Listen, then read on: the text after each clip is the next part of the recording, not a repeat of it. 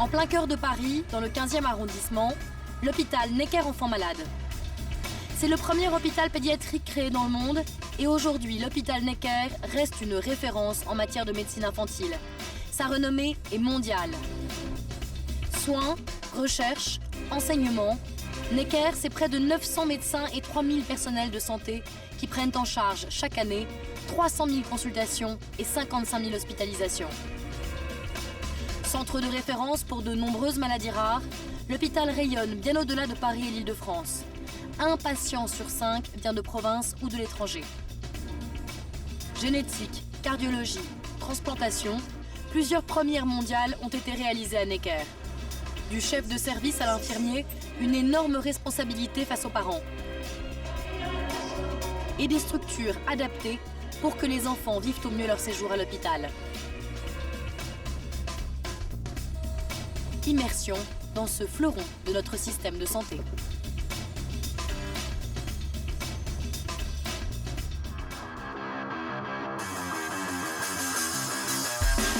Vivien est un jeune infirmier. Il travaille aux urgences de l'hôpital Necker depuis 1 an. Son métier, il l'adore, même s'il ne sait jamais ce qui l'attend au début de chacune de ses gardes. J'ai déjà de la queue jusqu'au bout. Il entame ce matin un long week-end dans le service où il va soigner petits bobos. Tu regardes juste comment tu respires. Et vraies urgences. Lilou a 7 mois. C'est un bébé bulle. Elle est hospitalisée à Necker car elle ne peut pas se défendre contre les microbes. Pour ses parents qui ont mis leur vie entre parenthèses pour être à ses côtés, c'est une épreuve douloureuse.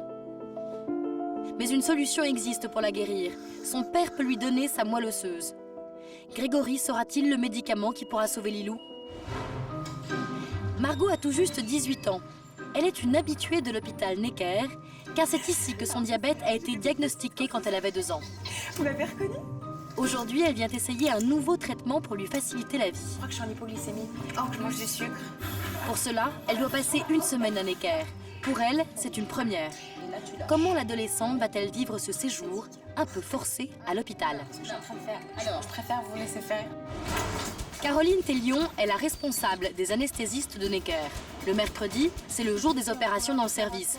Une journée toujours bien Je remplie. suis désolée, c'est la crise du logement le matin, c'est toujours pareil. Constamment, elle jongle entre douceur maternelle avec les enfants Tiens donc. Allez. et fermeté militaire avec son équipe pour ne pas perdre une minute.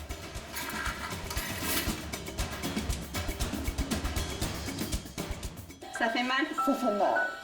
Ça fait mal. Un samedi, à l'hôpital Necker. Ça fait mal. Respire, respire. Aïe, mon pied. Mon pied, j'ai encore mal, même. C'est merci. Madame, j'ai mal, j'ai mal. Il a eu F-code ou quelque chose? Il a eu la morphine. C'est l'effervescence aux urgences, une fracture de la jambe après une chute en trottinette. Sémir est paniqué. Les médecins tentent de le rassurer. Complètement diminuer ta douleur. Attends, attends, ne stresse pas. Écoute-moi. Bonhomme. Regarde-moi. T'angoisse pas. Ça va. Tu m'écoutes? On fait rien sans le prévenir. Détends-toi, mets tes mains le long du corps. Tu vois, il faut que tu respires tout doucement, comme s'il n'y avait pas le masque. D'accord? Ce masque, c'est du protoxyde d'azote, un gaz qui atténue la douleur et évite aux médecins de pratiquer une anesthésie générale. Sémir ne va pas dormir, juste rêver et peut-être avoir des réactions inattendues. Tu vois d'où, mais ça c'est bon. Oui, il est chaud là. En quelques minutes, les effets du gaz se font déjà sentir, mais dès que les médecins touchent sa jambe... Bon, est-ce qu'on tourne tous ou pas? Respire. Respire, respire. Concentre-toi sur ton rêve là. On tourne tous en rond. Ça fait mal, ça fait mal, ça fait mal. Ça va? Ça fait mal, Ça fait mal? ça fait mal. Ça fait mal. Ah, ça fait mal. Ça fait mal. Respire, Est-ce respire. qu'on met le masque? C'est bien, respire doucement. Voilà. Doucement. Sémir s'est enfin calmé. C'est Mir. Ouais. Donc là, il est un peu comme dans un rêve. Il nous raconte ce qu'il voit, ce qu'il vit. Voilà. T'as du mal maintenant, mon garçon? Bonjour. On s'est pas vu encore, c'est Mir? Non, Non? non. Les médecins peuvent maintenant travailler. Il faut plâtrer entièrement la jambe pour la maintenir immobilisée. Et sous l'effet du gaz, toute l'équipe se lâche. On traîne un peu les matchs Barça-Manchester. J'ai appelé mon fils, mes fils tout à l'heure, il le regarde, là, il y avait 1-1. Ça commence fort, quoi. 1-1 après une demi-heure de jeu. Ouais, vous êtes bonne très pour faire l'anesthésiste. Comment votre prénom? Charlène. Charlène. Moi, c'est Vicard. Enchantée. Une ambiance décalée dans ce box des urgences, mais rien de surprenant pour les médecins. C'est le gaz hilarant, quoi. Nous aussi, on respire le truc. respire aussi un petit Et peu. donc, on rigole aussi. C'est sûr, même. Non, mais faut rigoler de toute façon dans la vie, sinon c'est trop triste. Hein. Et puis il va garder un bon souvenir.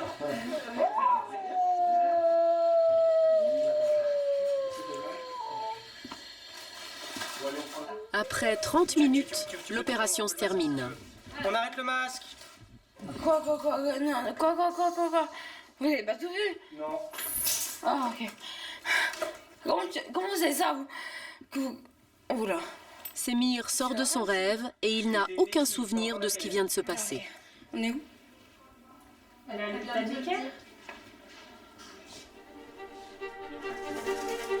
Aux urgences de l'hôpital Necker, près de 70 000 enfants sont accueillis chaque année. C'est le plus grand service d'urgence pédiatrique en France. Alors, on va mettre la tête pour que tu évites de le tenir, d'accord? Toute l'année, plus de 80 personnes, médecins, infirmiers et aides-soignants se relaient pour soigner petits et gros bobos.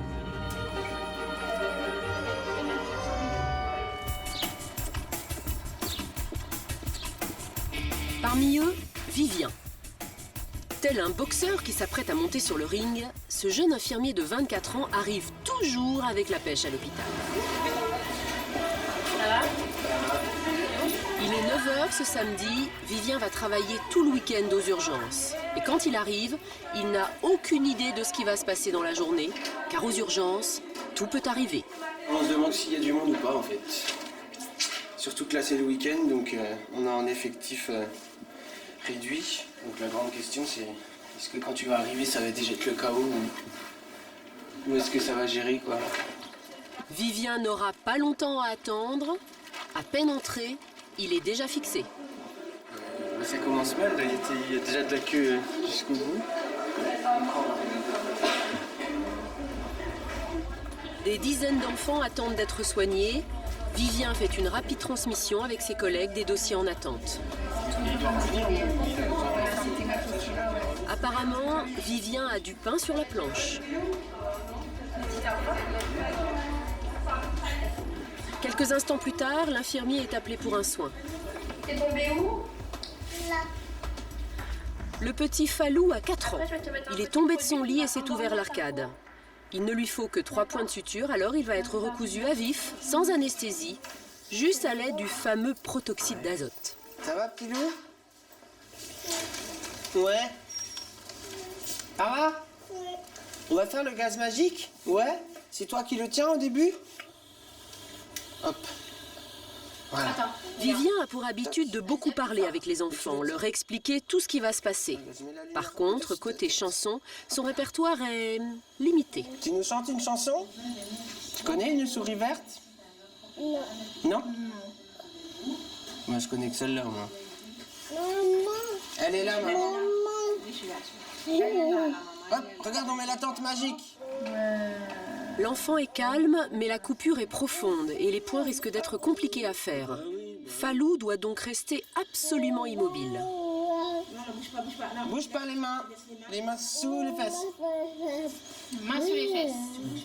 Alors à Necker, on a inventé une astuce pour que les aiguilles fassent moins peur. Alors, tu vas sentir un tout petit moustique magique qui va venir soigner le bobo. Tu l'entends? Tu l'entends arriver? Non? Bzzz. Oh, elle arrive. Voilà. Tac. Hop, il soigne le bobo. Bravo. Tu l'as senti le coquin?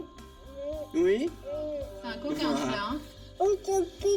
C'est fini. C'est un tout petit pic. Presque fini. Tu es très courageux, tu sais. Très courageux, bravo. L'astuce a marché. En 10 minutes, les soins sont terminés. C'était bien?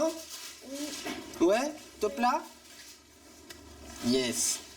Trop cool. Il y a un cadeau pour moi.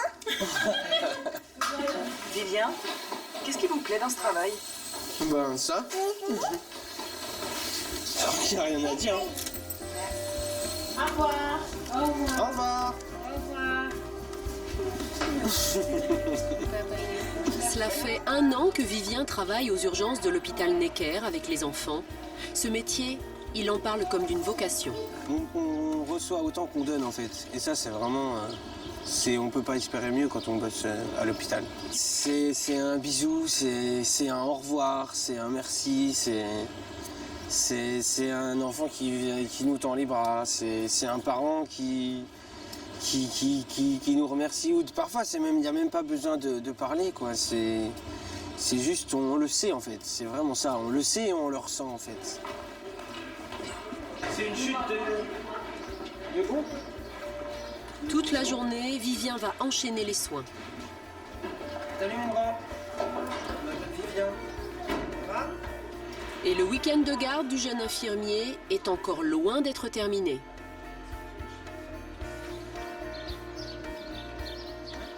Si l'hôpital Necker est réputé pour ses urgences pédiatriques, sa renommée vient aussi de services très spécialisés, des services de pointe, comme celui d'immunohématologie. Ici, les enfants sont atteints de maladies génétiques rares. Certains sont dans des sortes de couveuses géantes, on les appelle les bébés bulles. Lilou est un de ces bébés bulles. Elle a à peine 7 mois. En mai dernier, tout allait bien, mais après 2 pneumonies, le diagnostic est tombé avec un nom barbare, une déficience immunitaire combinée sévère. En fait, Lilou n'a aucune défense pour se protéger des microbes. Sa survie, elle la doit aujourd'hui à sa bulle. Cela fait 2 mois qu'elle en est prisonnière. Tous les jours, ses parents viennent la voir. Grégory et Vanessa arrivent très tôt à l'hôpital. Le matin, vous êtes dans quel état d'esprit avant de monter? Le plaisir de revoir sa fille. Et d'espérer l'avoir en pleine forme. T'es plutôt quoi? Très pressée de la voir. Vous êtes très pressée de la voir? Ouais. Bah, Vanessa part souvent 2 heures avant moi, tellement qu'à 7 heures du matin, elle est déjà en train de trépiner partout dans la chambre, quoi.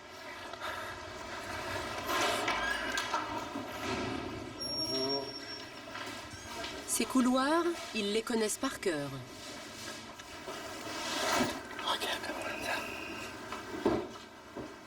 Ça va? Tu t'attends? Coucou ma princesse. Coucou ma fille. T'es fatiguée? T'es encore emmêlé dans tes films.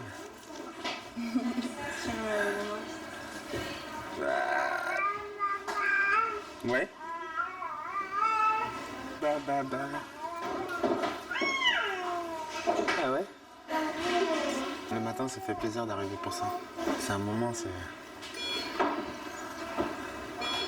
C'est quoi qui fait plaisir?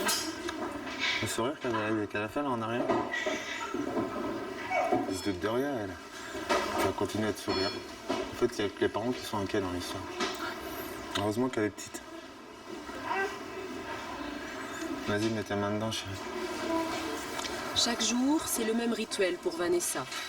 Elle s'assoit près de la bulle et glisse ses mains dans des gants. Des gants en plastique très épais, le seul moyen pour elle d'avoir un contact avec sa fille. Ah bah, elle a l'air en forme, hein. Allez, oui, oui. Ah, elle est pas... Attends, elle marche sur son fil. T'es tout emmêlé. C'est dans cet enchevêtrement de tubes que passent les médicaments de Lilou. Vanessa essaye de ne pas les arracher malgré ses gants, beaucoup trop grands pour elle.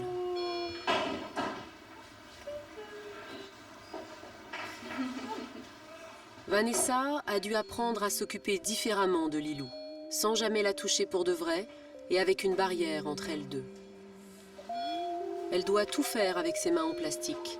Laver sa fille, l'habiller, changer sa couche.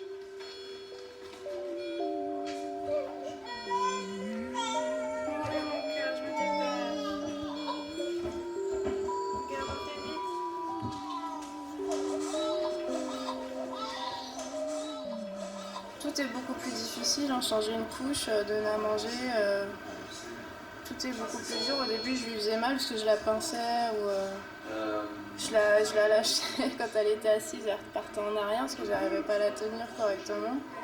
La première fois que j'ai dû lui donner à manger, j'en ai pleuré parce que j'avais fait chauffer fait le petit pot et j'arrivais pas à sentir si le petit pot était trop chaud ou pas. Je savais pas si j'allais la brûler ou pas et j'en ai pleuré quoi.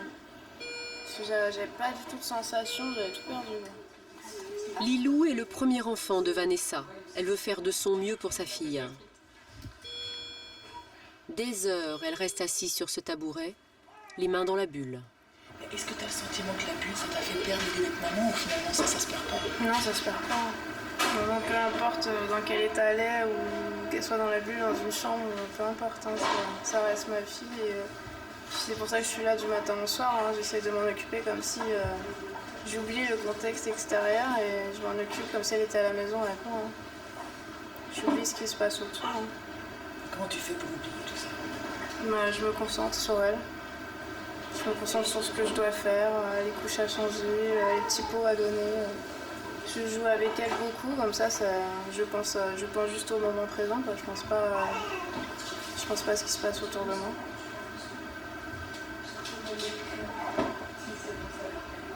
Pourtant, à chaque instant, quelque chose peut venir lui rappeler qu'elle n'est pas vraiment une maman ordinaire. Des petits détails, par exemple. Je sais pas de cuillère. Je vais lui demander une cuillère. T'as pas de cuillère? Non, pas de cuillère. Mais avec tes doigts? Bah ouais. Dès qu'un objet lui manque, Vanessa doit demander de l'aide aux infirmières. Donc vous allez avoir des petites cuillères. La petite cuillère. Et le petit pot, donc c'est légumes à la provençale. Si elle n'est pas, vous me dites, je vous en donne un autre. Si Vanessa est dépendante des soignants, c'est parce que seule l'infirmière a le droit de faire entrer des objets dans la bulle. Car tout ce qui y entre doit être parfaitement stérilisé. Un simple t-shirt ou une tétine peuvent être porteurs de maladies contre lesquelles Lilou ne peut pas se défendre.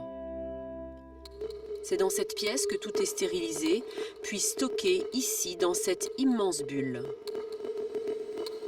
Chaque jour, une infirmière vient se ravitailler. Comme un cosmonaute, elle enfile une combinaison et un scaphandre pour prendre les objets dont elle a besoin.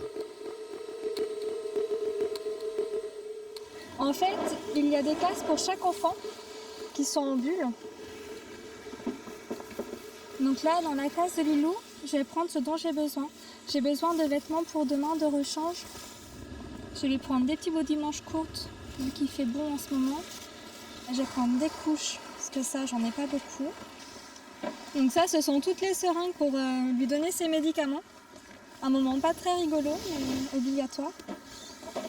Un travail difficile et minutieux pour ces infirmières qui bénéficient d'un encadrement spécial en entrant dans ce service. Au début, ça fait un peu bizarre. Une fois, je suis tombée dans les pommes dedans. L'air ne passait pas très bien et ça me tournait très vite la tête. J'ai dû sortir. Mais après, c'est bon. Après, ça a été. Un dernier coup d'œil sur sa petite liste pour vérifier que Lilou a tout ce qu'il lui faut. Donc voilà, j'ai fait mon plein. Après, il faut essayer de tout faire entrer dans le conteneur. L'infirmière récupère maintenant les affaires à l'extérieur de la bulle géante. Comme pour la chaîne du froid qui ne doit pas être rompue, aucun des objets de Lilou ne doit jamais être en contact avec l'air libre. Dernière étape, l'infirmière accroche le conteneur à un sas relié à la bulle de Lilou où toutes ses affaires sont rangées. Qu'est-ce que c'est que ce jouet? Tiens, regarde. Si ce système permet la survie de la petite en l'isolant des microbes, il la coupe aussi de ses parents. Une séparation insupportable pour ce jeune couple. Qu'est-ce qui te manque le plus de Vanessa? Pas pouvoir la consoler, pas pouvoir la prendre dans les bras. Elle est très attachée à sa tétine et à son doudou pour compenser les câlins quand il est bisous. Donc c'est assez frustrant d'être remplacé par une tétine et un doudou. Pour le papa aussi, la frustration est immense. Je l'endormais en 3 minutes avant. Je mettais ma tête contre le creux de son cou comme ça et je faisais chut, en lui caressant le ventre. 3 minutes, j'endormais. Et ça, je l'ai perdu. C'était mon truc à moi et je l'ai perdu.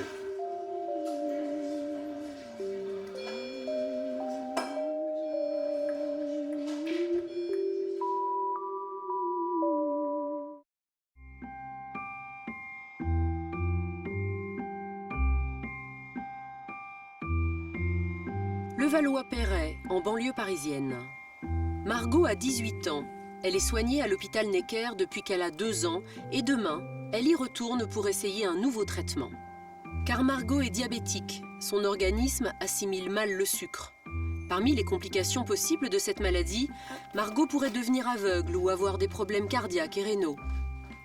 Jusque-là, elle n'avait qu'une solution. Donc, hop, mes piqûres. Donc voilà, c'est ça. C'est des seringues dans lesquelles je mets l'insuline. Ces piqûres, Margot doit s'en faire 3 par jour. Aujourd'hui, elle ne le supporte plus. Je suis obligée d'avoir tout le temps mes piqûres sur moi. J'ai l'impression de dépendre de ça en fait. Je peux pas faire ça n'importe où. Et au restaurant, au cinéma, je sais qu'une fois j'étais au cinéma, j'étais obligée de la faire. Et il y a une mère qui a caché les yeux de son enfant. Enfin j'ai dit, vous savez, c'est pas grave, tout ça. Donc les gens, voilà, tout de suite, dès qu'ils voient une piqûre, ils sont effrayés. Elle a entendu parler d'une alternative pour ne plus avoir besoin de se piquer. Avant de partir à l'hôpital, ses 2 meilleures amies lui rendent visite. Ça va? Ouais, ça fait longtemps. Petite Chloé, ça fait longtemps les filles. C'est la première fois que Margot sera hospitalisée une semaine entière. Je crois que je dois y être à 10h. 10h, ok. Ouais, 10h. Donc avec toutes tes affaires prêtes. Ouais, toutes mes affaires, on va les préparer. Ok. Pour faire l'inventaire, la checklist. Tu vois, elle est quand même assez grosse. Margot ne sait pas trop ce qu'elle doit emporter. Je vais prendre des shorts, tout Ouais, comme ça, voilà, ça va faire chaud, quoi, ouais. Ouais, je pense. On prend des débardeurs cool pour être à l'aise. À l'aise, mais sexy toujours, même à l'hôpital. Ouais. Alors attends, je prends des hauts, voilà, tout simplement. Ouais, tu fais ça. Mais attendez, je dis ça, mais ça se trouve, ils vont mettre la robe immonde là, Bah tu sais, oui, l'hôpital. c'est ça, moi j'ai peur. Fondue derrière. Je me dis, Quelques livres aussi pour faire passer le temps à l'hôpital. après que vous soyez... La généalogie de la morale de Nietzsche, non merci. Non mais... Ah, Freud. La fille trop bizarre. Tu vas rendre Freud à l'hôpital. Mais tu me connais pas. J'adore Freud. Oh, je l'ai. J'adore, c'est génial. J'adore, c'est trop bien Freud. J'adore Freud. Mais là, excuse-moi, elle va 5 jours à l'hôpital, alors je fais Voilà. Je crois que j'ai lu 4 fois, mais c'est pas grave. Voilà, c'est pas. C'est plutôt des DVD, je pense. Mais il y a une chose que Margot n'oublie jamais de prendre avec elle. Voilà, donc hop, j'ai quand même un paquet de... Ouais, je vais quand même en prendre au cas où, on sait jamais. C'est aussi important que les shorts finalement, c'est... Même plus parce que les shorts, je peux vivre sans, même ça me dérangerait, je vous avoue.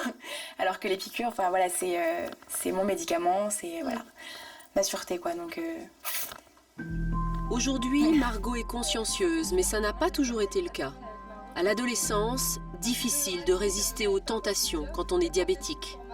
Il y a peut-être 2-3 ans, je prenais ma maladie trop à la légère. Parce que j'ai toujours vécu avec, j'ai grandi avec, et qu'il y a un moment où on se sent quand même, mine de rien, différent des autres jeunes. Et que, par exemple, je peux pas fumer, enfin c'est tout à fait c'est déconseillé, fumer, boire, tout ça.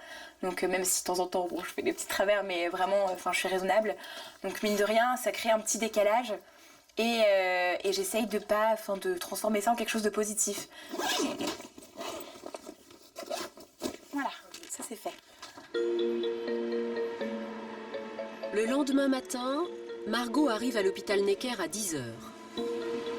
Pour l'adolescente, passer une semaine jour et nuit à l'hôpital, c'est un vrai changement de vie.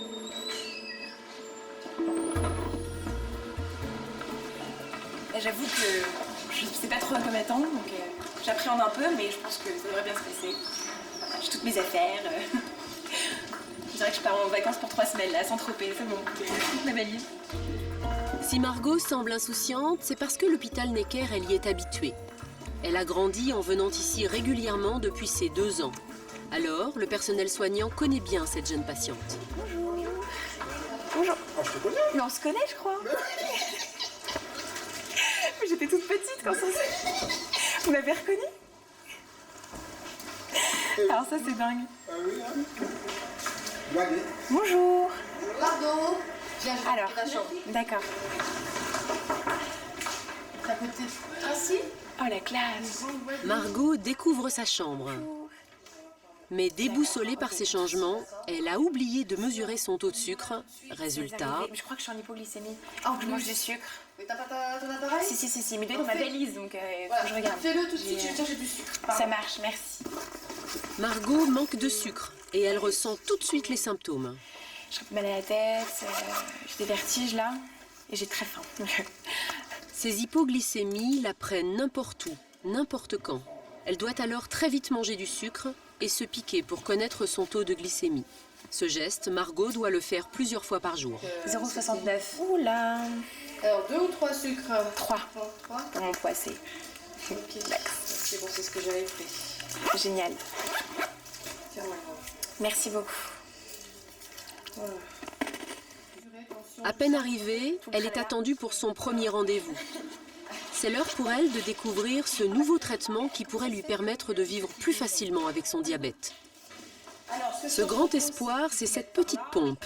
Margot la découvre avec Isabelle, l'infirmière du service. Cette pompe envoie automatiquement de l'insuline dans le corps. Terminez donc les 3 piqûres quotidiennes de Margot.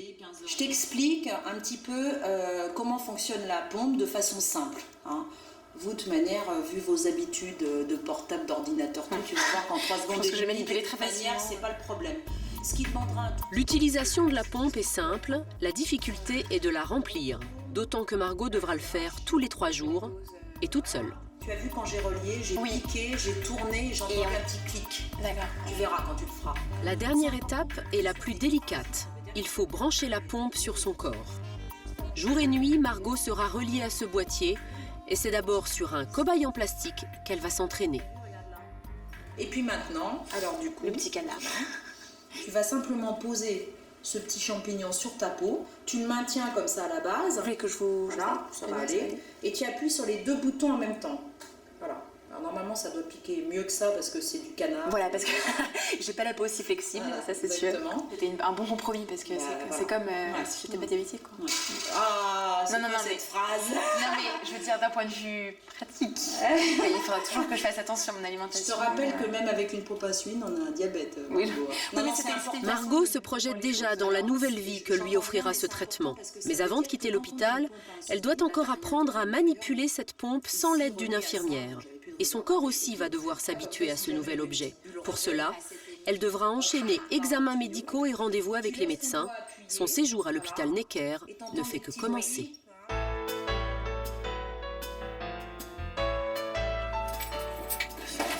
C'est au pas de course que Caroline Tellion arrive à l'hôpital. Il est 7h30 ce mercredi matin. On est où là? Comment? On est où là? Chez moi, pas dans mon bureau. Chez moi, enfin... J'habite pas tout à fait ici, mais de temps en temps on se le demande. Caroline est médecin anesthésiste en chef à l'hôpital Necker. Cela fait 16 ans qu'elle travaille ici. Le mercredi, c'est la journée des opérations dans le service. Et aujourd'hui, son programme est particulièrement rempli. On a une hernie inguinale, une ectopie testiculaire, une cure d'éventration, une autre circoncision et une lobectomie, donc, ainsi qu'une cure d'occlusion. En voici, ça nous fait 1, 2, 3, 4, 5, 6, 7 malades pour la journée. Et ça, vous dites, c'est la routine pour vous? C'est la routine.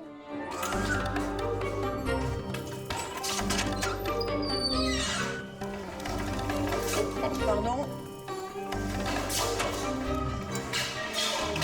Je marche toujours aussi vite, hein. Croyez pas que je le fasse exprès pour vous fuir. Caroline est toujours pressée, mais plus encore aujourd'hui, car une opération urgente est venue perturber un timing déjà bien serré. C'est donc collée à son téléphone et essoufflée qu'elle commence sa journée.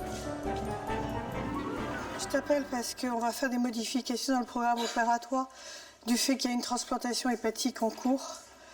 Donc, avec un collègue, elle organise en urgence un changement de salle pour ne rien modifier au planning. Allez, et à tout de suite. C'est beaucoup de stress en plus ce matin, non? En termes de l'organisation pure, mais ça c'est moins gênant que le malade. L'organisation c'est rien. Si Caroline s'inquiète pour ses malades, c'est parce que trop de retard peut obliger les médecins à reporter d'1 semaine l'opération d'un enfant. Et ça, Caroline veut l'éviter à tout prix. Venez vers moi, je suis désolée, c'est la crise du logement le matin, c'est toujours pareil. On va garder l'ordre prévu des patients. Abdouaziz, que vous avez? Fal Amadou. Abdouaziz. Alors attendez, je vais reprendre le dossier. Dans l'urgence, Caroline s'en mêle les pinceaux. Hier soir. Oui, pardon, Abdouaziz, excusez-moi. Comment tu vas, mon grand? Bien, en pleine forme? T'as rien mangé ce matin? Non. Rien bu non plus? Non. Rien du tout? Bon, eh ben c'est bien, on va te préparer, puis on va commencer par toi, comme c'était prévu. Malgré tous les chambardements qui existent, on va tout faire pour que ça se passe le mieux possible. Ok, Poussin? Bon, on va vous préparer, on va l'installer, on va le faire descendre. D'accord? Je vous en prie. Fabienne, tu es mal de fièvre? Je t'avais tous sortis hier soir, ils étaient tous là. Le premier petit patient descend au bloc. L'anesthésiste, elle, court prévenir son chef de service. Bon, je vais mettre Jabert en bas et je vais rester avec toi. Yann Révillon, c'est le chirurgien qui va opérer aujourd'hui avec Caroline. Un duo de choc. Il y a 3 ans, ils ont séparé 2 frères siamois malgaches âgés de 8 mois. Une opération rarissime. Le professeur Révillon a réalisé plusieurs premières mondiales en termes de greffe sur des enfants. Une carrière tellement impressionnante qu'il reste très zen ce matin. Qu'est-ce que j'avais à faire, moi? J'avais 2 bricoles pour commencer, c'est ça? Circoncision, hernie inguinale, ectopie testiculaire. La journée marathon de l'anesthésiste ne fait que commencer. Elle part vite se changer pour aller au bloc. Abdou Aziz, son premier patient, est déjà prêt. On va aller vite. Ses parents l'ont accompagné jusqu'à la porte du bloc opératoire. C'est la même, hein? Hop. Coucou. On y va? Bon. Oh, quel sourire! À tout à l'heure, papa, maman. Allez, mon Poussin. Abdou Aziz a déjà été opéré à l'hôpital Necker pour une maladie du sang. D'ailleurs, il reconnaît l'anesthésiste qui l'avait endormi. Qu'est-ce qu'il y a, chérie? Je me suis fait opérer, j'ai passé des hôpitaux. T'étais... Oui! Et je parlais trop, donc vous m'avez mis le truc. Non, tu parlais trop? Vous m'avez dit que je parlais trop. Parce que tu parles plus que Caroline. C'est parce que tu parles plus que moi? Non, c'est pas possible. Aujourd'hui, à la demande de ses parents, Abdou Aziz va se faire circoncire pour des raisons religieuses. Habituellement, ces circoncisions sont refusées dans les hôpitaux publics, mais pour ce patient, Necker a accepté. Et moi, j'ai pris comme politique depuis très longtemps d'accepter de le faire lorsque les enfants sont atteints d'une pathologie associée qui rend l'anesthésie plus complexe ou éventuellement dangereuse si c'était fait dans un centre qui n'aurait pas l'habitude de traiter ce type d'enfant. Pour qu'ils ne risquent pas un accident, parce que de toute façon, les parents vont absolument vouloir faire cette circoncision. Allez, mon Poussin, tu respires bien fort. Tu vas t'endormir tout doucement. Caroline endort d'abord l'enfant au masque avec des hypnotiques. Tant que tu dors pas, je te rassure, on fait rien. Tu vois comment on se retrouve, hein? T'as pas intérêt à dire trop de bêtises parce que je risque de m'en rappeler. Voilà, encore mon Poussin, tu penses à des choses sympas. Puis elle lui injecte des antalgiques pour qu'il ne sente pas la douleur de l'opération. Voilà, au total, l'anesthésie prend une vingtaine de minutes. Pendant ce temps, Yann Révillon, le chirurgien, est condamné à attendre. C'est souvent que les chirurgiens s'impatientent? Jamais. Vous pouvez demander à Mme Tellion, je suis d'un calme imperturbable. Parce que je pense que c'est très important l'anesthésie. C'est ça qui a fait le progrès de la chirurgie pédiatrique. C'est pas tellement les chirurgiens pédiatres que tout ce qui les entoure. Et vous ne me verrez jamais m'impatienter parce que je pense que c'est ça qui fait la sécurité et la qualité de ce contrôle. Concrètement, qu'est-ce qu'elle vous apporte, Caroline, en tant qu'anesthésiste, à vous? Eh ben, des malades qui dorment bien, qui ne bougent pas, qui ne poussent pas. Moi, je me souviens, lorsque j'étais beaucoup plus jeune, interne, il y a 35 ans, lorsqu'on faisait une hernie, les enfants se réveillaient au milieu, l'intestin sortait. Enfin, c'était... Et maintenant, c'est d'un cool pas possible. C'est Caroline qui va donner le top départ au chirurgien pour inciser. Tu peux y aller? Ouais, tu peux. Le rôle de Caroline n'est pas seulement d'endormir le patient. Pendant toute l'opération, elle est chargée de veiller sur son état de santé. L'œil rivé sur les machines, elle contrôle la respiration, les battements du cœur et la circulation du sang. Parfait, là. L'acte d'anesthésie n'est pas anodin. Les risques existent même s'ils ont été divisés par 10 depuis 20 ans. Aujourd'hui, un décès sur 150 000 est dû à l'anesthésie.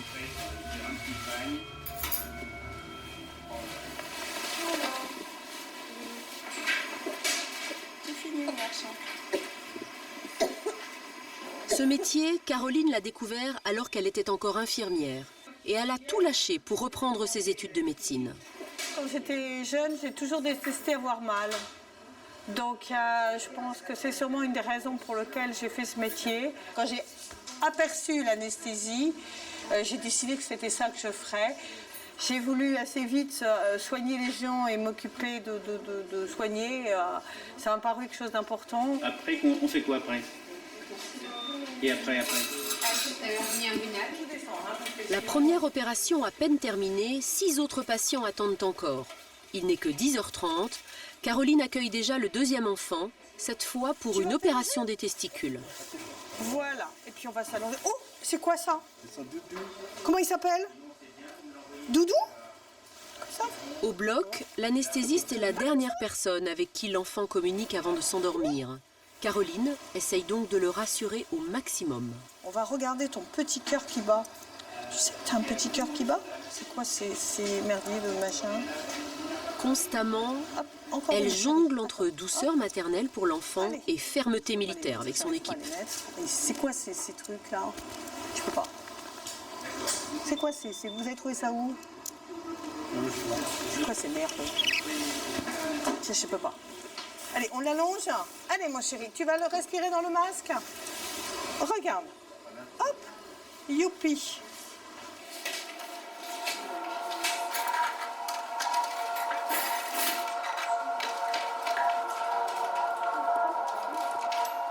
Cela fait maintenant 16 ans que Caroline soigne des enfants. Un choix qu'elle ne regrette pas. Je pense qu'aujourd'hui, je ne pourrais plus retravailler avec les adultes. Les enfants sont attachants, ils sont spontanés. Les enfants ne se plaignent jamais pour rien.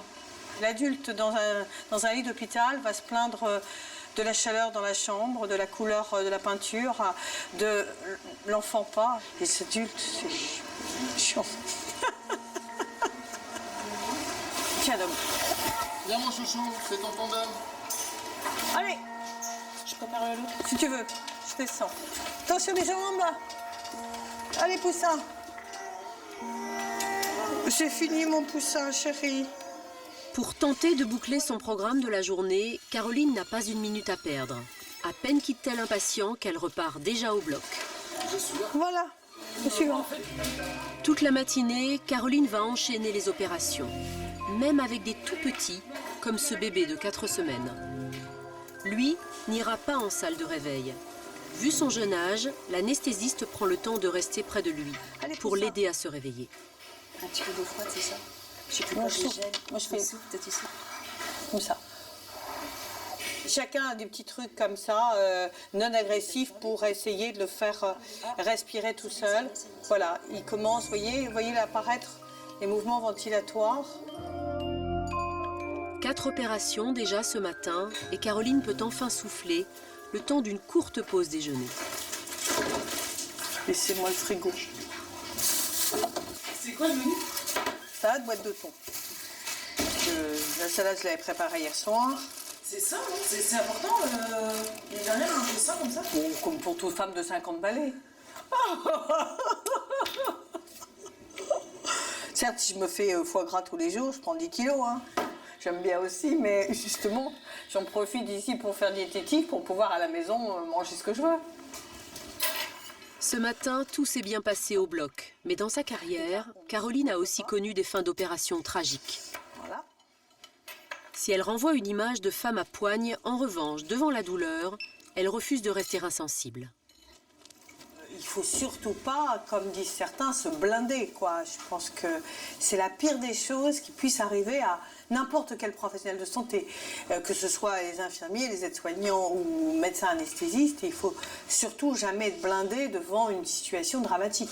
Moi, ça m'est arrivé, ça m'arrive encore de pleurer avec des parents pour qui c'est grave, pour qui on vient d'annoncer une catastrophe, voire un décès de leur enfant, et j'ai pas de scrupule à avoir les larmes qui coulent. Mais globalement, on a choisi ce métier pour les aider, donc c'est pas parce qu'on a eu un échec un jour qu'il faut abandonner le lendemain. Donc je pense que c'est globalement ce qui motive le fait de revenir, quoi.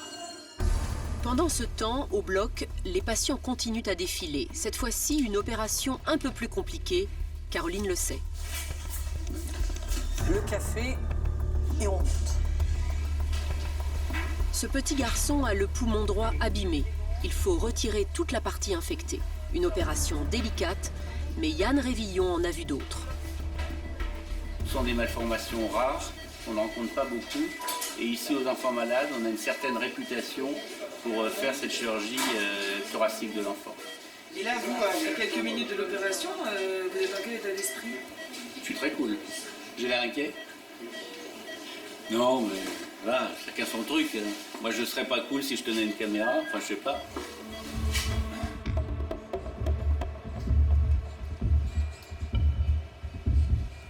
Pour opérer, les chirurgiens n'ouvrent pas le thorax. Après avoir placé une petite caméra à l'intérieur des poumons, ils enlèvent la zone malade avec des pinces. Les gestes sont précis. Mais de son côté, Caroline s'inquiète. Les médecins opèrent depuis déjà 20 minutes et la respiration de l'enfant montre des signes de faiblesse. J'aimerais bien qu'ils aient terminé. Ouais. Il est très très limite en termes ventilatoires. Supporte, il n'y a pas machin, mais on est juste. Donc ça reste entre 91 et 93, ça me va. Mais ce que je veux pas, c'est que ça descende, quoi. Et je préférerais qu'il remonte plutôt qu'il descende. Et ça dépend de lui.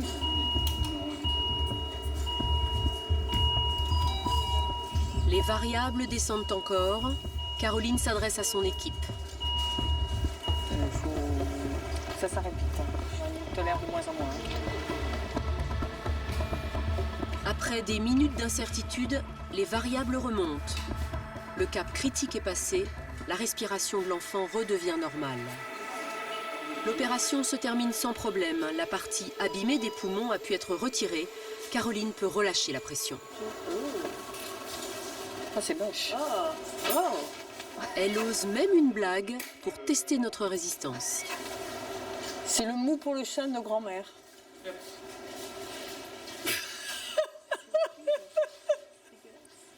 Ça va?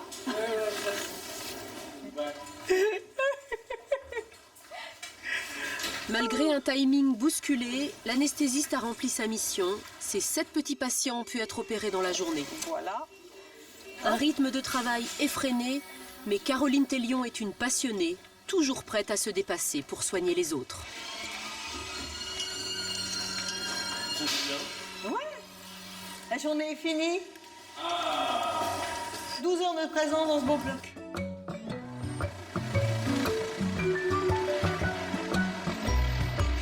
De l'autre côté de l'hôpital Necker, retour aux urgences. Le service ce matin est étrangement calme. Alors les infirmières en profitent pour soigner, comme elles ont rarement l'occasion de le faire aux urgences, en prenant du temps, tranquillement, avec chaque petit patient. Après avoir pris son petit déjeuner, Monsieur Rigolo, il a promené sa voiture. T'as vu comment elle est, la voiture de Monsieur Rigolo? Ça, c'est des moments plaisants. Et puis en plus, moi, c'est l'enfant que j'ai fait ce soin, je l'ai piqué. Enfin, c'est agréable, justement, après un soin douloureux, d'avoir un contact juste de plaisir, quoi. Je pense que c'est ce qu'on aimerait faire avec chaque enfant. Après, puis ça permet qu'ils aient un autre regard sur les soignants, parce que des fois, quand on les voit que pour les soins, après, les blouses blanches, pour eux, c'est vraiment... c'est synonyme que de douleur ou que du fait d'être tenu. Et là, je pense que d'avoir une blouse blanche qui est là pour une histoire ou une chanson, ça permet, après, quand il reviendra à l'hôpital ou aux urgences ou dans un autre service, qu'il ait peut-être moins peur. C'est fini, chouchou. Tu vas pouvoir rentrer à la maison. Ouais, on va t'enlever juste ce petit fil et tu vas pouvoir rentrer chez toi. Le calme aura été de courte durée. En quelques minutes, les urgences se sont remplies. C'est Vivien qui va accueillir ses enfants aujourd'hui. 2 fois par mois, le jeune infirmier est affecté à l'IAO, un poste clé dans le service. Vivien n'est pas seulement chargé de l'accueil, il doit surtout identifier les vraies urgences, celles qui ne peuvent pas attendre. C'est un peu le problème de l'IAO, c'est d'arriver à repérer les enfants bien, pas bien, en moins de 3 minutes. Qu'est-ce qui lui arrive? Il fait des malaises, ça fait depuis 2 jours. Alors, il a vomi au réveil, après le biberon et cet après-midi vers 16h.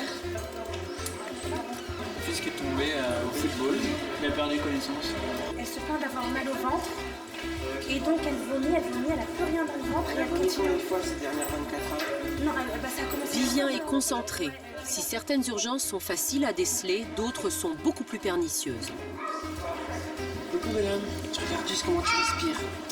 L'examen doit être rapide et efficace, car à l'accueil, Vivien reçoit en moyenne 200 enfants chaque jour. On peut passer à côté des choses graves qu'on envoie en salle d'attente. Et c'est là où c'est stressant et fatigant comme poste parce qu'il ne faut pas se planter en fait. On n'a pas le droit de... Voilà, il ne faut pas envoyer quand il y a 30 dossiers en attente, il ne faut pas envoyer le mauvais en salle d'attente et qu'il soit vu trop tard. D'autant que certains parents viennent ici pour des urgences qui n'en sont pas vraiment. Comme cette petite fille avec des boutons sur le bras. Combien de temps elle a un petit bouton? Depuis le mois de mars que ça dure. Le mois de mars. Elle n'a pas un dermatologue? Non. Ça n'a pas tellement lieu d'être aux urgences, mais bon, c'est un peu le problème, les gens ils savent pas trop où aller. Donc, voilà les genres de choses qui encombrent un petit peu les urgences. Les journées sont stressantes dans le service. Alors, la pause du midi, même très courte, permet enfin au personnel de décompresser. C'est avec ses collègues infirmières que Vivien déjeune. Il est le seul homme car la profession est à 90% féminine, mais il a su s'adapter. C'est sûr qu'il faut avoir un peu de sujet de conversation sur les shampoings, les trucs comme ça. N'importe quoi. Genre, je suis sûre que t'es le seul à avoir mis du gel ce matin, on n'a rien fait. Non, je sais pas. Travailler en pédiatrie, c'est aussi devoir gérer des parents facilement inquiets. Aux urgences, les soignants doivent donc savoir les rassurer, autant que les enfants.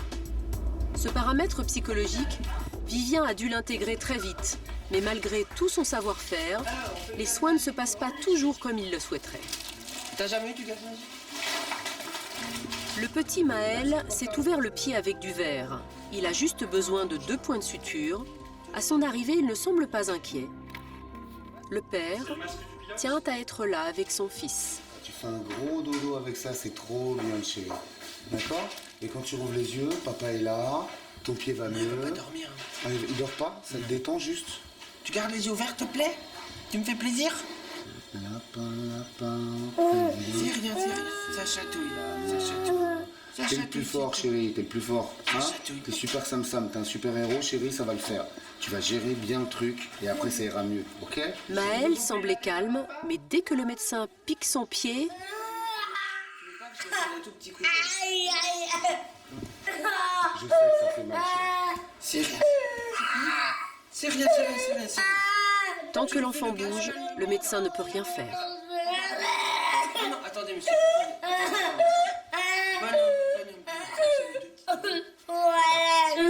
On soigne le bobo et tu t'en vas? On fait? Regarde, c'est toi qui fais, d'accord? C'est toi qui tiens le masque, d'accord? C'est toi qui fais tout seul, ok? Vivien semble avoir calmé l'enfant, mais à peine piqué, la panique revient.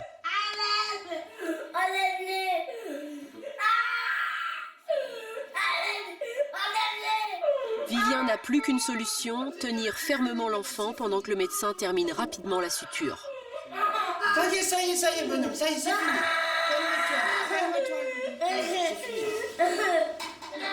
Calme-toi. C'est terminé. C'est fini. Quelques minutes plus tard, le pied de Maël est enfin soigné, mais tout le monde n'a qu'une envie, oublier ce mauvais moment. C'est bon, c'est fini. Ça fait mal de l'entendre crier comme ça. Ça fait mal, même s'il a fait le con et qu'il s'est fait mal un petit peu sans faire attention. Ça fait mal de l'entendre crier de douleur comme ça. Salut, bonhomme. Merci beaucoup. Merci. C'est difficile ce genre de cas, alors? Ouais, bah c'est ce qu'on déteste le plus, quoi. C'est quand on fait mal, mais que malheureusement on n'a pas le choix. C'est moins lui rendre service, de lui faire perdre du temps à lui, de faire perdre du temps à tous les enfants qui attendent derrière, et en plus de lui faire risquer une anesthésie générale, que de le maintenir un petit peu, même si ça paraît impressionnant, et de lui faire 2 points de suture rapidement, et puis qu'il rentre à la maison après un gros câlin. C'est pas les bisounours tous les jours, quoi. Vivien termine sa journée épuisé. Ce soir, il tentera d'oublier les moments difficiles pour revenir à l'hôpital, toujours avec la pêche.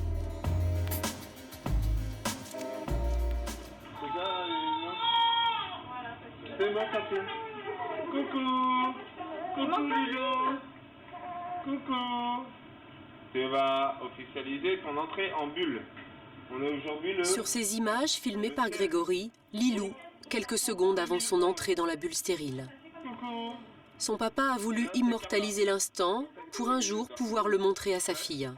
La voix est souriante, pourtant pour les parents, c'était un moment déchirant. Peut-être un quart d'heure avant que je prenne le film, j'étais en bas, j'étais à ma 5e clope en 5 minutes quoi. J'étais comme ça et j'étais dans tous mes états. Ouais, c'était dur. Bah, quand je vais remonter, ça va être la dernière fois que je vais faire un câlin à ma fille avant 4 mois. Tac. Et là, l'entrée en bulle va être très rapide, ma fille. Coucou, coucou, coucou, coucou, coucou. Et voilà. Elle était très inquiète, mais... Elle se demande ce qui se passe, vas-y, voilà. Elle est restée courageuse quand même. Coucou, ta première changement de couche dans ta bulle. Coucou. Ses parents, même dévastés, continuent de sourire et de sembler enjoués. Leur obsession, ne pas montrer leur angoisse à Lilou, pour ne surtout pas la stresser. Voilà, ta maman, fais un coucou à la caméra pour te souvenir, s'il te plaît. Juste, tu la regardes. Coucou Lilou. Voilà. Maman l'a dit maman. C'est bon, on arrête là, chérie? Ouais. Ok. À ce moment-là, c'est si toi t'as peur, si tu montres, il y a quelque chose qui va pas, elle va le ressentir et c'est là que ça va pas. Parce qu'on s'est dit, si elle se met à pleurer, comment on fait quoi? On peut pas la reprendre dans les bras pour la consoler, là après on est coincé. Un souvenir douloureux pour Vanessa et Grégory. C'était dur.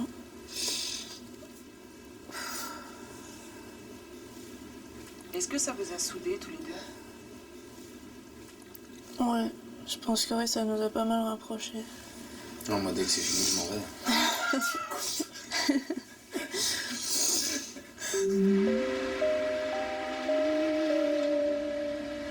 Vanessa et Grégory ont tout quitté pour faire hospitaliser leur fille à l'hôpital Necker, leur travail, leur maison dans le sud et leurs amis. Depuis 2 mois, tous les jours, ils font le même trajet pour retrouver Lilou dans sa bulle stérile. Ils attendent encore de savoir si Grégory est compatible avec sa fille pour la greffe de moelle osseuse qui pourrait lui sauver la vie.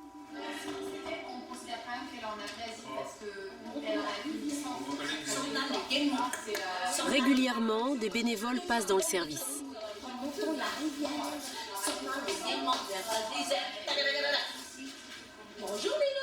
Un peu de gaieté pour ses enfants et quelques minutes de détente pour les parents, histoire de souffler un peu.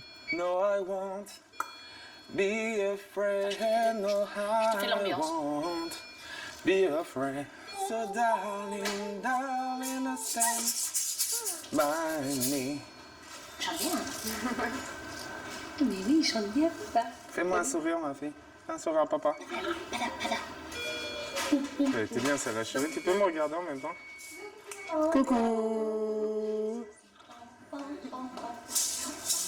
L'espace d'un instant, l'ambiance devient plus légère dans la chambre. Une légèreté très éphémère, car la fatigue et l'angoisse reviennent vite.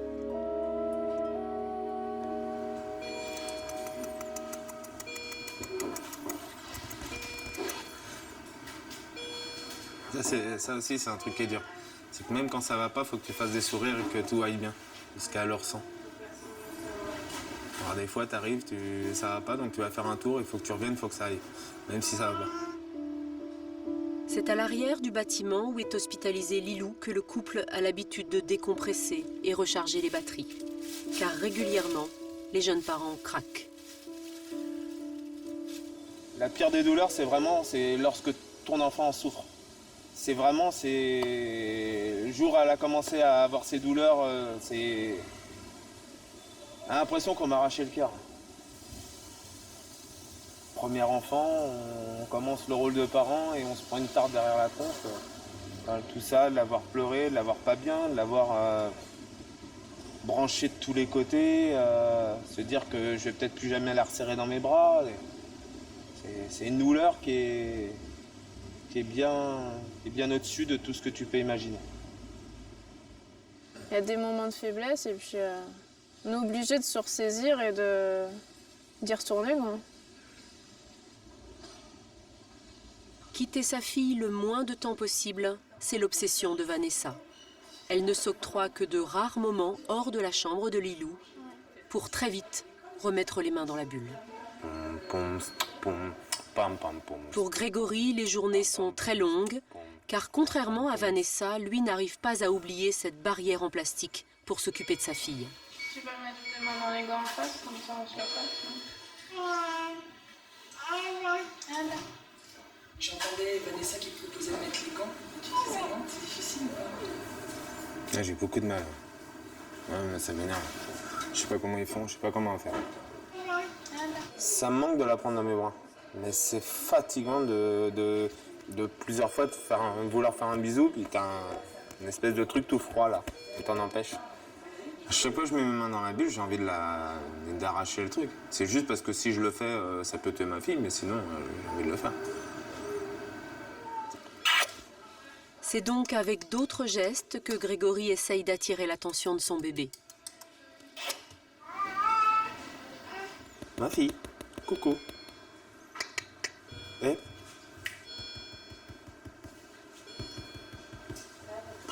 M'en fous.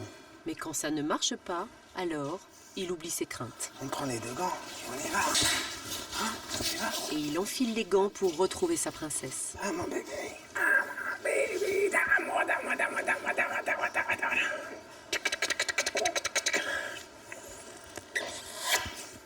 Mais quelques secondes plus tard, c'est la panique.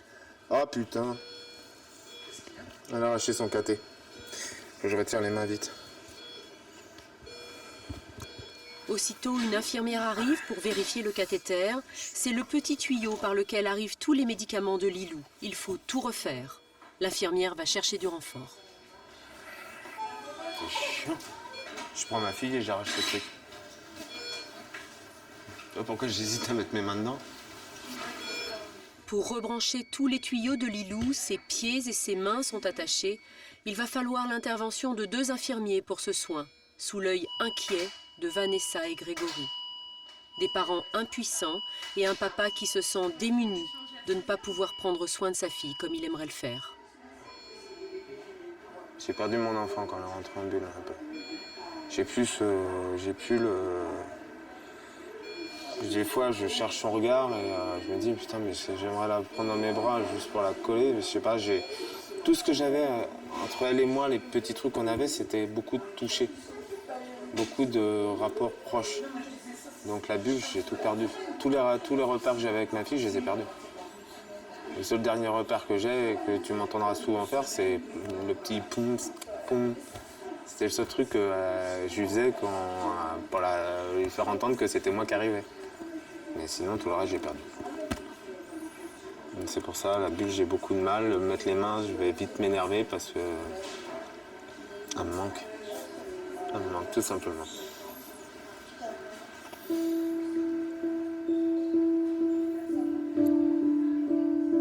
Au bout d'1 heure, l'intervention est terminée. Tout va mieux pour Lilou.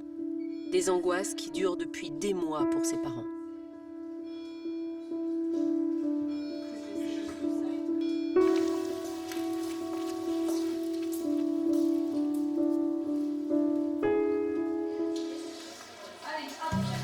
Retour au service de diabétologie.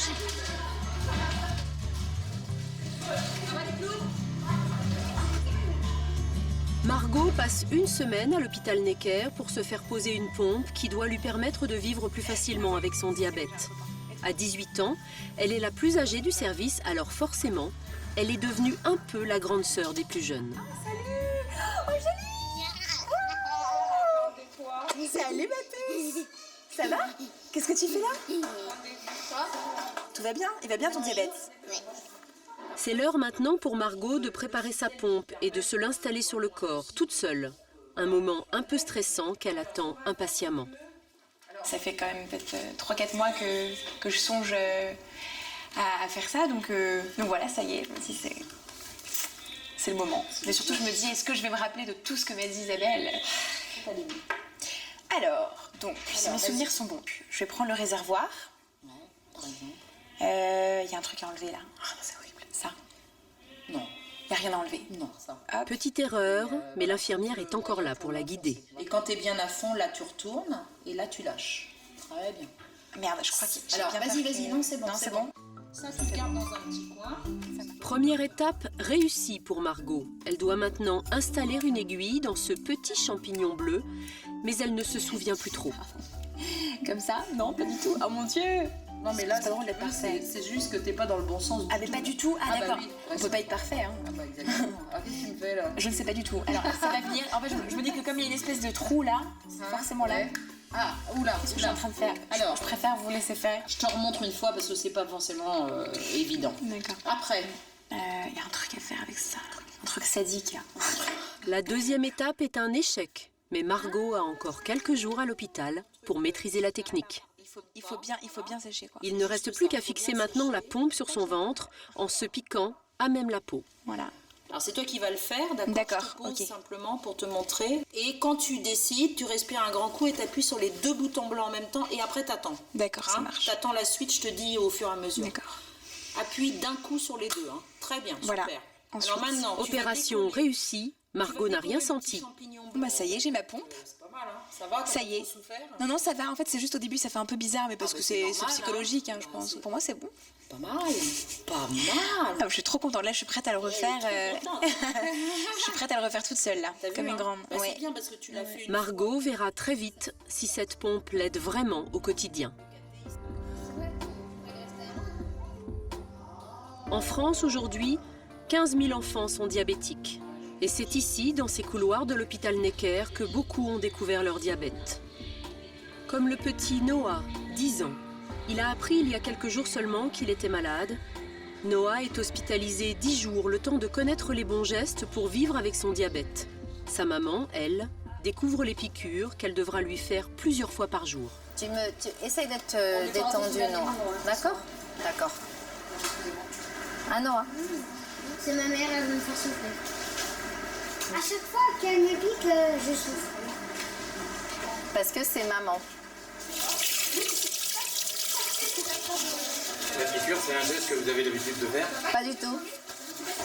Donc ça fait la 3e piqûre que je fais et puis Noah il appréhende énormément parce que je sais pas s'il sent que je suis un peu stressée ou et du coup Noah il le vit pas bien quand c'est maman qui lui fait sa piqûre. Hein. Encore des petites bulles. Mets pas tes doigts parce qu'on va pas y arriver. Alors tu veux que je le fasse là? Là? Ouais. D'accord. Donc je pique, regarde. Non. Hop. Voilà. Là, je vais rien sentir. T'as rien senti? Bah voilà, tu vois. Et on compte, vas-y, toi qui compte. Alors on compte jusqu'à 10. 2, 3, 4, 5, 6, 7, 8, 9, 10. Là par contre j'avais rien du tout senti de... Ah, bah voilà, formidable. En quelques jours, toute la vie de ces enfants est chamboulée. Alors, pour alléger un peu leur journée, il y a à l'hôpital Necker un endroit un peu particulier. Il y a une table de Ping-pong. Il y a une table de billard. de baby-foot. C'est génial, ils adorent y aller. Mais bon, parfois on peut pas parce qu'il y a des rendez-vous avec les diététiciennes, avec les médecins. Mais là, Et ça, c'est chiant. on va pouvoir y aller, on va monter. Et on va essayer. 2, 4. 4, 2, 4. Nous sommes arrivés à destination. L'espace plein ciel n'a déjà plus aucun secret pour Noah. Ici, c'est la salle de musique. T'as une batterie électrique et t'as une batterie. Et ce piano. Là, on a une table avec un jeu d'échecs. Après, on a un ping-pong, on a une billard. Là, on a du baby-foot. On a un truc pour faire de la boxe. Alors ici, c'est pour regarder la télé. Arthur les Minimoys, Harry Potter, le choc des titans et tout ça. Mais l'endroit préféré de Noah, c'est bien sûr la salle des jeux vidéo. Tu as l'intention de revenir? Ah oui. Exprès d'être malade pour revenir.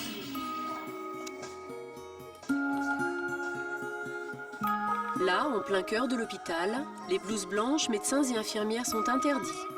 Quelques heures par jour, les enfants redeviennent des enfants avant d'être des patients.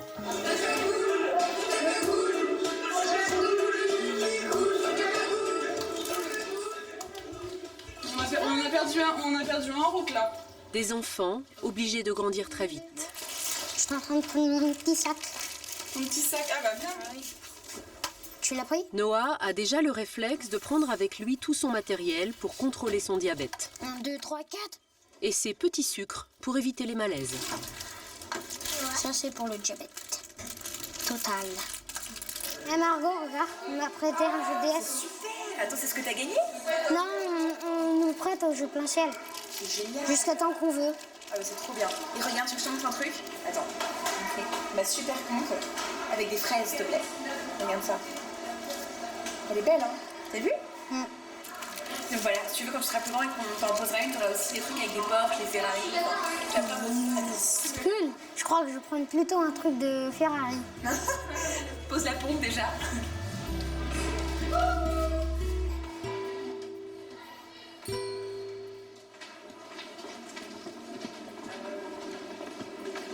Pour Margot, le séjour à l'hôpital Necker se termine. Pour son dernier soir, elle va assister à un événement exceptionnel au sous-sol de l'hôpital. Ça va tout le monde? Si ça va, tout le monde fait yé. Yannick Noah, en personne, est venu donner un concert.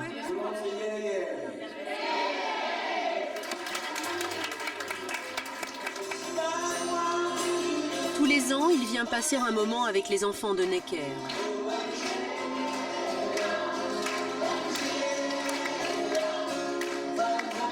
Pas de grande scène pour la star, juste un peu de bonne humeur pour les petits.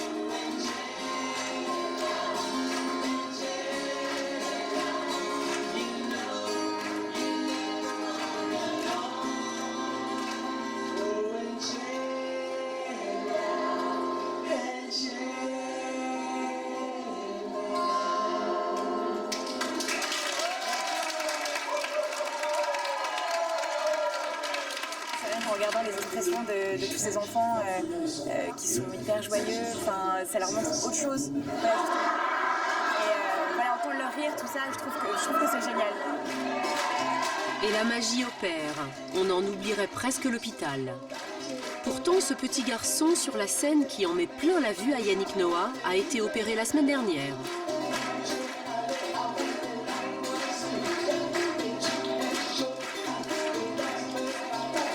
Les infirmières aussi profitent de cette parenthèse inhabituelle.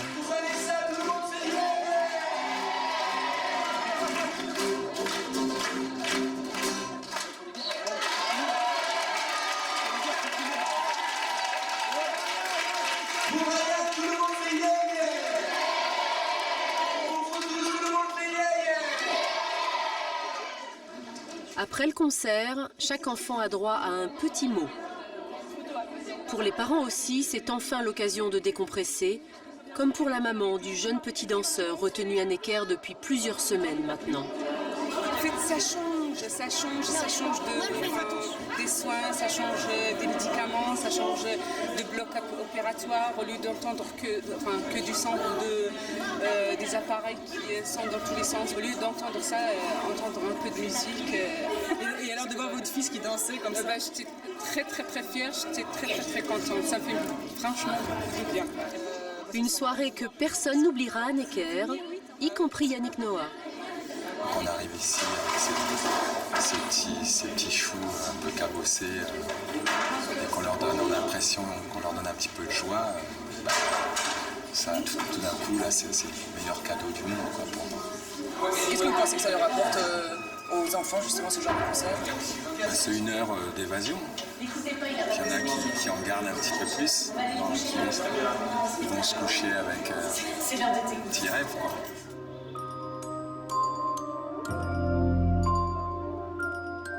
La nuit, l'hôpital change de visage. Les couloirs sont vides. On entend juste des chuchotements, comme si le temps était suspendu. Et là, derrière une porte, une infirmière prend soin d'un bébé. Un sourire bienveillant, des mots doux et des gestes lents pour éloigner les angoisses de la nuit.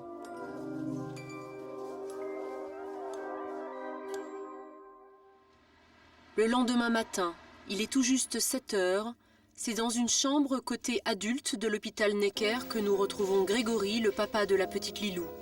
Il se réveille à peine. C'est aujourd'hui que Grégory passe sur la table d'opération. Les médecins vont lui prélever sa moelle osseuse pour la greffer ensuite à sa fille. Cette journée, ça représente quoi pour toi? Une vie pour ma fille. Elle va pouvoir vieillir, j'espère. 2 mois que Lilou est prisonnière en bulle et que ses parents sont impuissants. Pour la première fois, Grégory va enfin pouvoir l'aider. J'ai perdu le rôle de père en relationnel parce qu'elle est rentrée dans la bulle. Mais j'ai toujours mon rôle de père à suivre pour le reste de sa vie. Et ce que je fais, c'est mon rôle de père.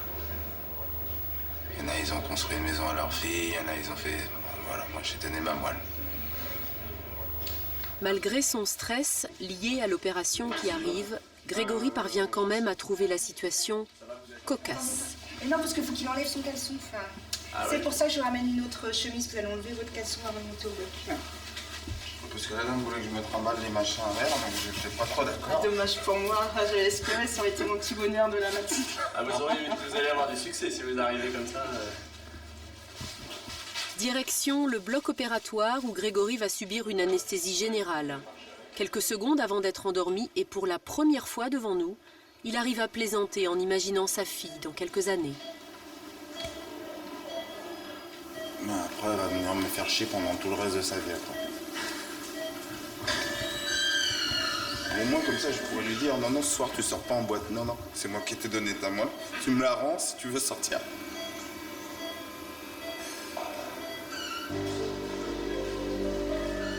Donner sa moelle osseuse n'est pas un geste irréversible car la moelle se renouvelle naturellement et très rapidement. Grégory n'aura donc pas de séquelles, juste des douleurs dues à l'intervention. Non, on va y aller. L'acte chirurgical est assez simple. Il faut faire 2 trous dans les os du bassin et creuser avec force. Les chirurgiens prélèvent la moelle osseuse, c'est-à-dire qu'ils récupèrent du liquide qui se trouve à l'intérieur de ces os. C'est justement dans ce liquide que se trouvent les cellules qui pourraient guérir la petite Lilou.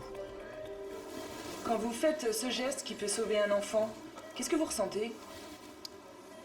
Mal au poignet, c'est une bonne réponse. Non, écoutez, c'est toujours assez exaltant de faire ce type de prélèvement. Parce que chaque enfant a besoin de sa chance et en pratique, on leur offre une chance. À eux deux, les chirurgiens doivent remplir exactement 48 petites seringues. Des seringues que comptabilise un 3e chirurgien avant de reverser la moelle dans cette petite poche. Cette opération va prendre à peine 45 minutes, mais c'est interminable pour Vanessa qui attend de l'autre côté de l'hôpital auprès de sa fille. C'est difficile de ne pas pouvoir être à côté de lui, même dans le bloc opératoire, j'aurais bien aimé pour suivre vraiment à la minute ce qui se passe. Je suis pressée que ça se termine et je suis pressée d'aller voir pour savoir comment s'est passée l'opération. Au bloc, l'intervention est maintenant terminée. La petite poche remplie de la moelle de Grégory est étiquetée et rangée dans ce caisson bleu pour être analysée. Ce sont les chirurgiens qui ont opéré Grégory qui sont responsables du transport de la moelle jusqu'à l'arrivée au laboratoire. Salut, ça va? Tu vas bien et toi? Pour une petite, elle fait 7 kilos à peu près. Pendant 8 heures, les chercheurs vont travailler sur la moelle de Grégory. Ils vont trier les cellules et retirer tout ce qui pourrait provoquer un rejet de la greffe. Car ce liquide sera ensuite transfusé à Lilou. Il remplacera la moelle de la petite pour lui permettre enfin de se protéger contre les maladies. C'est presque, on va dire, une renaissance immunologique pour elle en tout cas, puisqu'on lui apporte un nouveau système immunitaire. Et donc une chance de vivre à terme une vie normale, c'est-à-dire la capacité de se protéger des infections. Elle aura une vie normale. Si la greffe marche et que la reconstitution de son système immunitaire se fait normalement, elle aura une vie normale. C'est dans ce laboratoire à l'hôpital Necker que l'avenir de Lilou est maintenant en train de se jouer.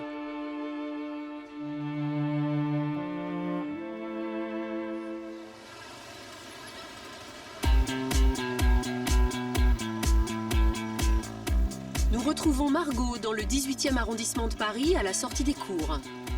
Elle est avec des amis à l'heure du déjeuner. Non mais sans déconner, je pense que j'aime prendre une... On va pas au ciné, genre une bonne crêpe bien grasse, tu vois. Non, bah après on va au CDI. Je pense. Margot parle rarement de son diabète. Alors, pour ses copines, sa pompe reste encore un mystère. Est-ce que tu peux l'enlever? Ah bah quand même, oui. Pour prendre ma douche, pour les moments intimes. Et ça te fait pas mal de la mettre et de l'enlever? Non, parce qu'en fait c'est une sorte de... Enfin en fait ça se déclipe très facilement, Cela fait maintenant 3 semaines que Margot utilise sa pompe tous les jours. Aujourd'hui, elle est très à l'aise pour la manipuler. Je l'oublie. Non, honnêtement, je l'oublie. Enfin, c'est pas du tout pour... Au début, c'était, j'avais l'impression d'avoir un truc toujours sur moi. Et alors, non, alors par contre, parfois, une fois, ça m'est arrivé. C'est qu'elle est tombée de ma poche. Donc, j'ai mon truc qui pendouillait dans la rue. Donc là, c'est clair que c'est un peu glauque. Désormais, Margot a juste à appuyer sur un bouton de la pompe avant de déjeuner. Sans cela, elle aurait dû se faire une piqûre d'insuline. Le geste est tellement discret que personne n'y fait vraiment attention. On n'avait jamais remarqué, je sais pas, j'ai l'impression qu'elle prend ça hyper bien. Elle dit ça comme si de rien n'était, genre l'impression qu'elle sort son téléphone. C'est hyper naturel, moi, non, ça, elle fait pas ça. Honnêtement, entre nous, j'ai l'impression de plus être diabétique. Enfin, ça, je vais pas dire à mes médecins parce que j'ai toujours resté vigilante sur le plan de l'alimentation, sur mon hygiène de vie, mais enfin, globalement, je me sens beaucoup mieux. Je suis comme les autres, enfin, je l'ai toujours été, mais je veux dire, là, c'est encore mieux. Margot doit quand même continuer à être suivie par les médecins. Jusqu'à 21 ans, elle pourra rester à Necker, mais elle redoute déjà le jour où elle devra changer d'hôpital. Ah non, je vais partir, moi. Non, je sais, je suis vétéran de l'hôpital Necker. Ils veulent pas me virer parce qu'on a des rapports, enfin, je les connais depuis que j'ai 2 ans. Mais gentiment, ils essayent de me dire, il faudrait peut-être changer d'hôpital maintenant que tu es majeure et tout. Mais je connais tellement toute l'équipe médicale, enfin, c'est... Puis je sais pas, enfin, c'est mon petit hôpital, quoi, donc je me sens bien. Aujourd'hui, en France, seuls 7% des diabétiques utilisent ce système de pompe. Margot sait qu'elle ne guérira jamais de son diabète, mais elle a enfin trouvé le moyen de mieux vivre avec pour profiter pleinement de ce que l'avenir peut lui offrir. Au laboratoire de l'hôpital Necker, après 8 heures de travail, les chercheurs ont terminé de filtrer la moelle de Grégory. Tout est enfin prêt pour transfuser le liquide à Lilou. Dans sa bulle, la petite ne se doute sûrement pas que dans quelques minutes, elle va vivre un moment qui pourrait changer sa vie. Son papa ne voudrait manquer ce moment sous aucun prétexte. Je pensais que ça ferait plus mal, moi, après. Grégory vient de se réveiller de son opération et apparemment les douleurs sont très fortes. Peu importe, il veut absolument assister à la greffe de sa fille. Son état de santé, il n'en a que faire. Je suis malade. J'aimerais bien vous prendre une petite tempée avant de partir. On le prendra en revenant, s'il vous plaît. On va voir ma fille. D'accord. Si ça va pas, je m'hésite.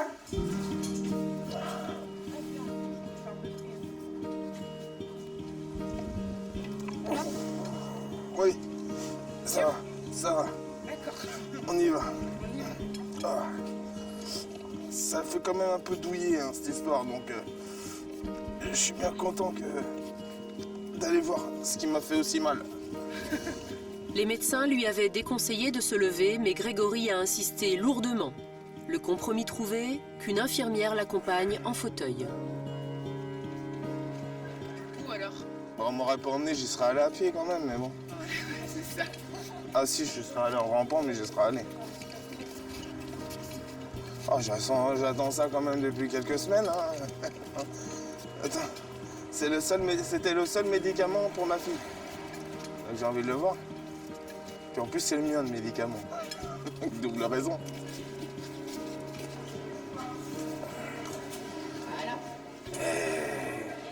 À peine arrivé dans le service, Grégory découvre la petite poche sacrée contenant sa moelle.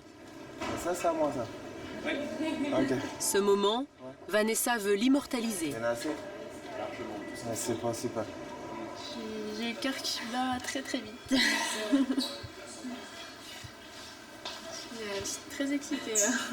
C'est pas grand chose, c'est juste une poche qu'on va accrocher, mais c'est beaucoup. J'ai attendu ça depuis longtemps, donc je suis très très stressée. La famille de Grégory voulait partager ce moment avec lui. Sa maman est là, sa grand-mère et sa petite sœur. Lilou, ça va? Ouais? C'est bon, on peut lui lancer là? C'est bon, tout va bien. L'infirmière installe la petite poche. Le liquide va passer par une perfusion, tout doucement dans le sang de Lilou. Une dizaine de minutes, très émouvante.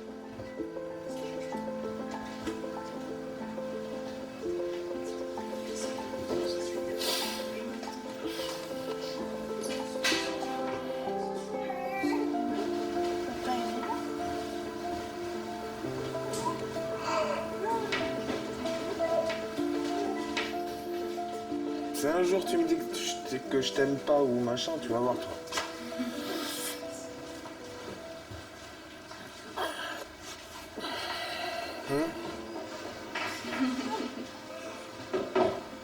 Bonheur.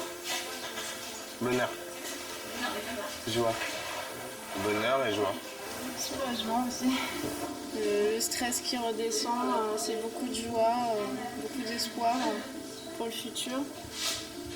Il y a encore la peur du rejet, la peur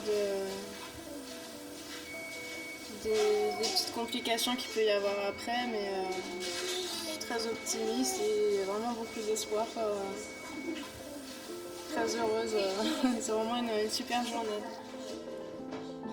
Si tout se passe bien, Lilou pourrait sortir de sa bulle et rentrer chez elle pour Noël.